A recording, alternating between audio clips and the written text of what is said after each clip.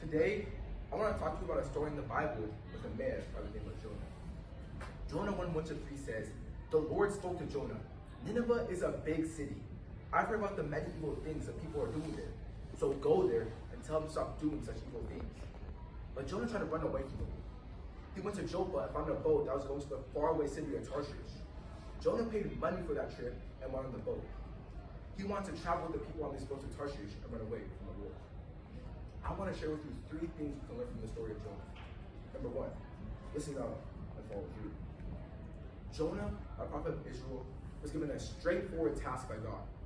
Head to the city of Nineveh and warn the people there about their wicked ways. Seems simple, right? But Jonah wasn't really feeling it. Now here's where things get interesting. Instead of hopping on the next camel and heading straight to Nineveh like God asked, Jonah pulls a classic high school move. He ditches. Yeah. He decides to ditch God's mission and hop on a ship going in the opposite direction all the way to Tarshish. It's like ignoring a text from your parents to do your laundry, but on a cosmic scale. But hold up, let's not gloss over this. Jonah straight up tries to outrun God. Like, really? As if the creator of the universe wouldn't know you're booking a one-way ticket to a avoided city.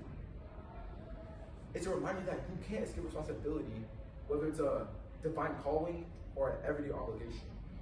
Lesson learned, when you make mistakes, there are consequences. Number 2, actions have consequences. Jonah 1:4 says, "But the Lord brought a great storm on the sea. The wind made the sea very rough, the storm was very strong, and the boat was ready to break apart." Here's the thing about ignoring divine instructions. There are consequences. A huge storm brews up, threatening to sink the ship and take everyone down with it. Jonah, realizing that he's the cause of the chaos, tells the crew to toss him overboard to calm the sea. And guess what?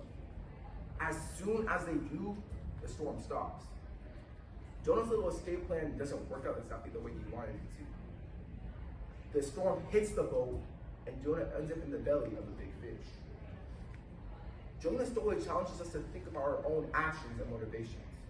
There's a time in my life where ignoring instructions led to consequences. We were going to celebrate my brother's birthday, and my mother gave me specific instructions not to play around. But did I listen? No. While playing around with my brother in a chair, I fell back in my seat and was given a scar I would live with for the rest of my life. Are we going to step up and do what's right, even when it's inconvenient or uncomfortable?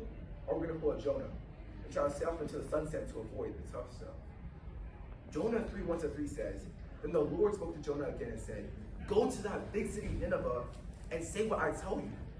So Jonah obeyed the Lord and went to Nineveh." And finally, number 3, take the second chance. Even though Jonah messes up big time, God doesn't punish him for it. After some serious soul-searching and fish belly time, Jonah gets a second chance to do what he was supposed to do in the first place: preach to the people of Nineveh. I think about how many times I promised God I will obey him the next time, only to fail. God is giving me chance after chance after chance. We can learn from our mistakes, make amends, and try again. So don't be afraid to own up to your slip-ups and take a second chance to make things right.